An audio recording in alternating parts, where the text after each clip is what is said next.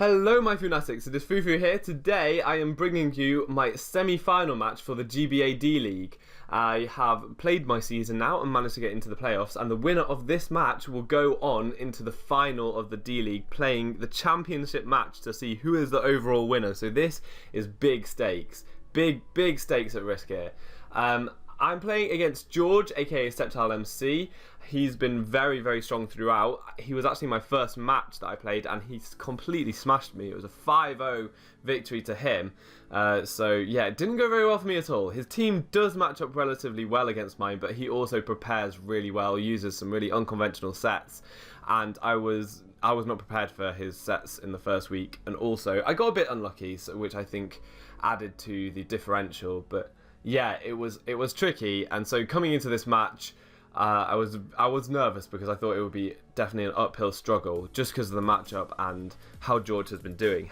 But I do also believe that throughout the season I've just got better. I know how to play my team a lot better now.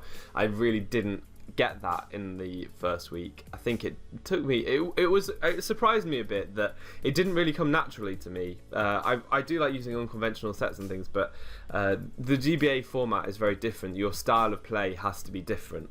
So I think I've got that now, and I think I can give George a better battle. I'll quickly take you through the team that I brought. I brought Sylveon and Skarmory. They're just really great walls. Skarmory I wanted for hazard control because you'll see that some of the threats I was bringing were weak to rock, so I needed to have the defog there. But also I wanted rocks of my own if I could get them up, because I know that George does like his sashes, so it would be nice to be able to do that. I also brought Sylveon because it takes on the Latios very well. Latios is a big threat, and it's yeah, very spooky. It's nice to have something that can come in on that, and also the Gardevoir it can take on alright as well. It's just a very nice mon to have around. So those two were going to be coming. They're just very reliable Pokemon.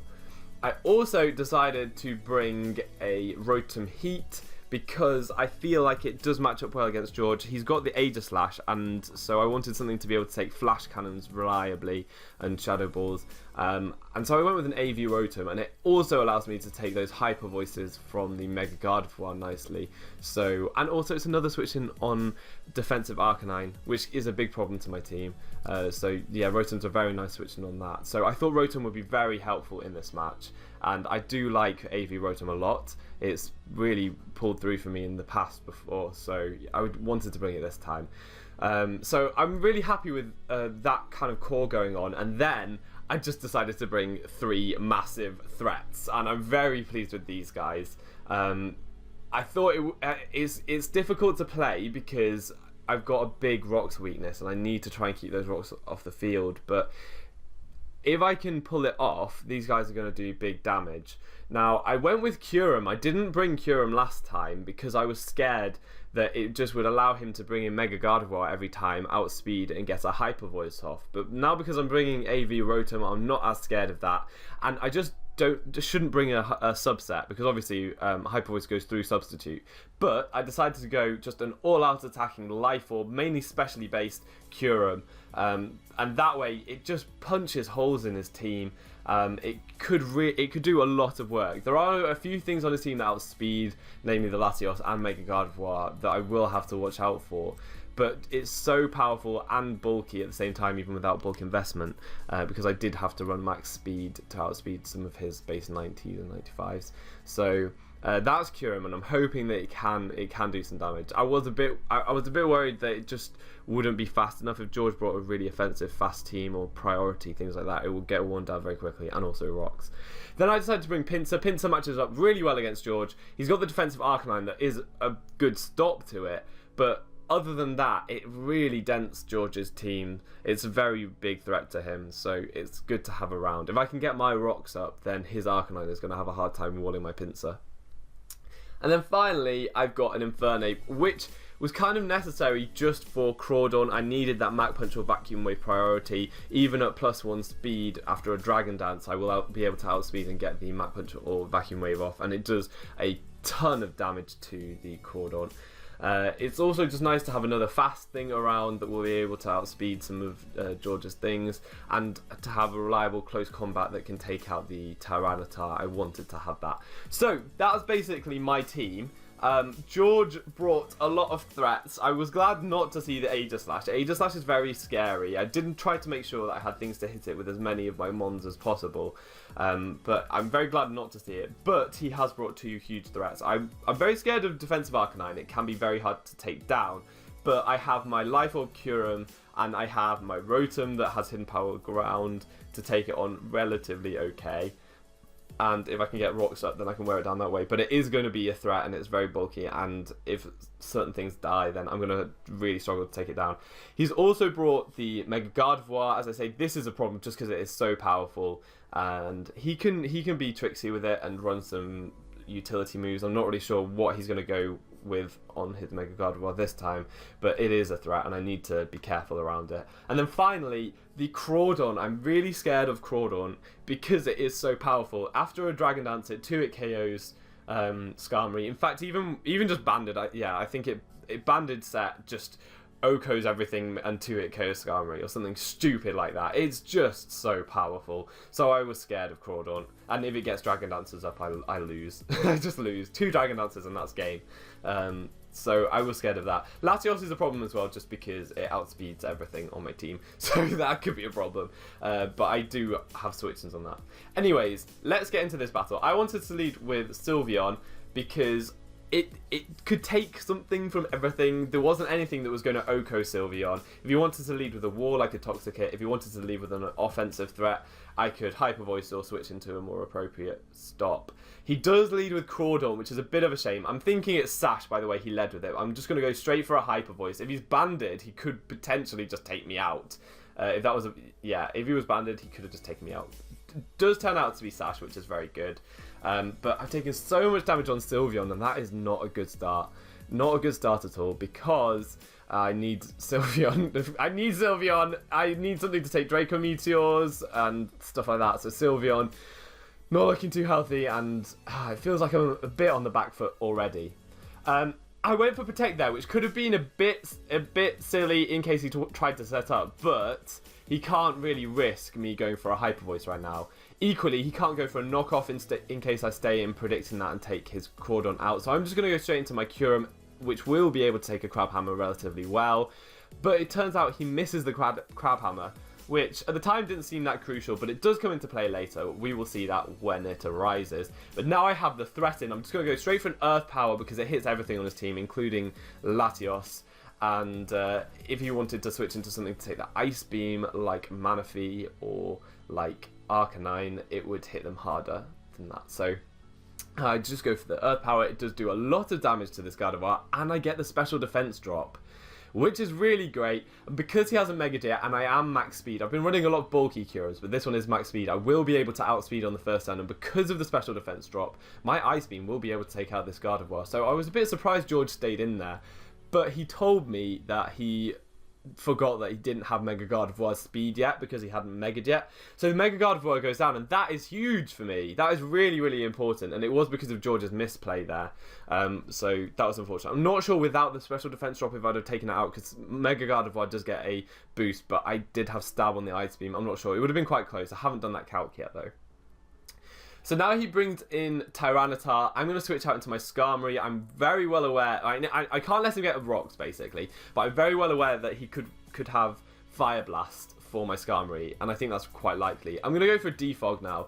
And I'm pretty sure, depending on his investment, I would have thought I'd be able to take a Fire Blast from this Tyranitar. So we can see how this goes. He does indeed go for the Fire Blast. I was kind of anticipating it by the way he stayed in.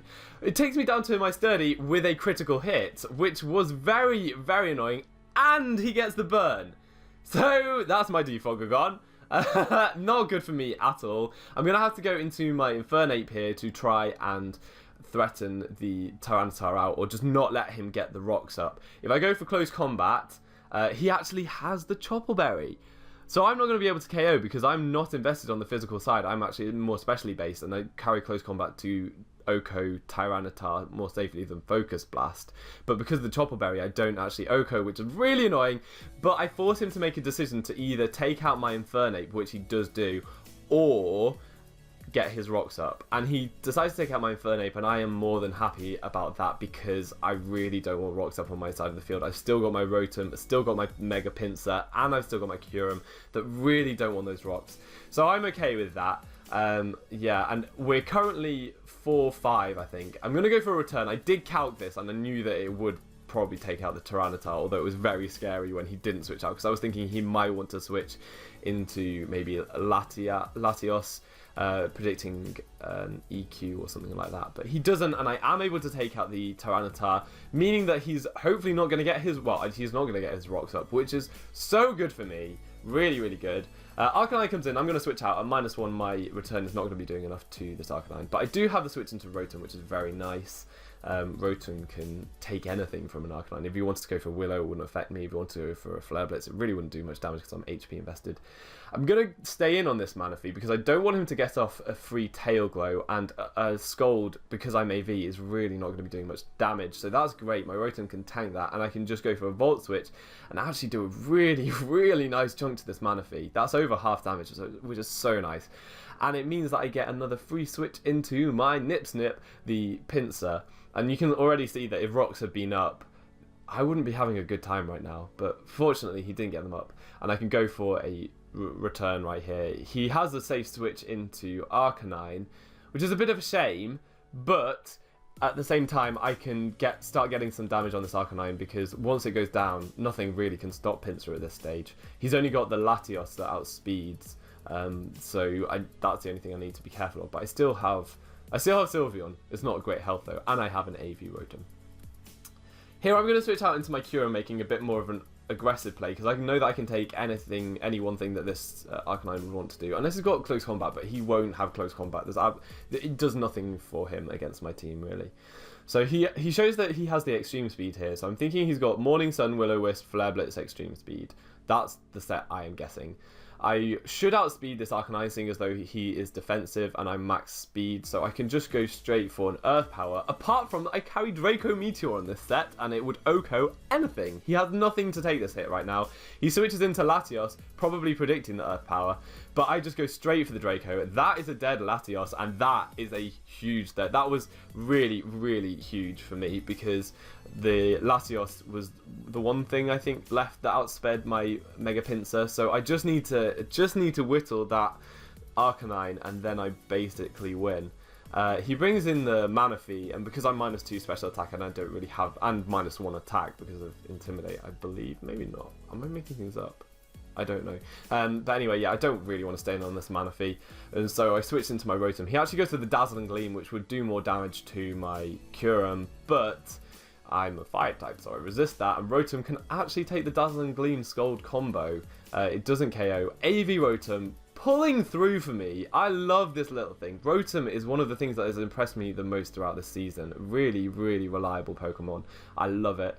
If you want a defensive set or this AV set, it really always does the stuff. I love it. And I'm going to Volt Switch and get that kill. And can go into my Kyurem now, and he really doesn't have anything left to take on the Kyurem. He's only got his Crawdaunt and his Arcanine. The Crawdaunt will not outspeed, so has to go for the Aqua Jet, and that's not going to be doing enough damage, and I can just go straight for an Earth Power to take the Crawdaunt out.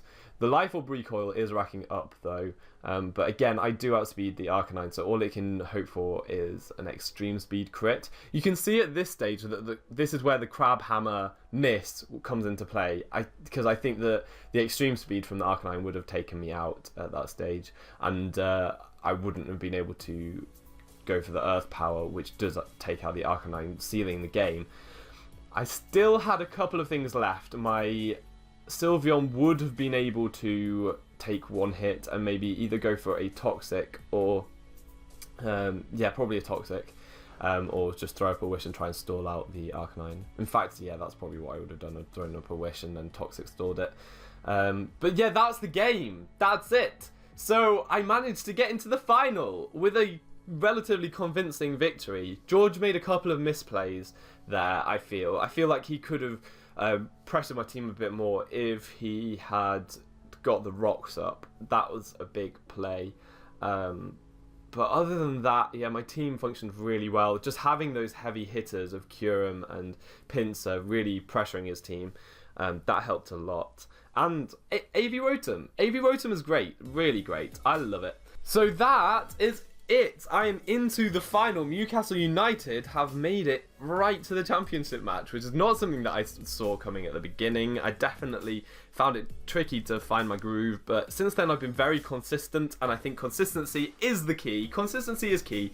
So this is really great. On to the final. We can see how I do there.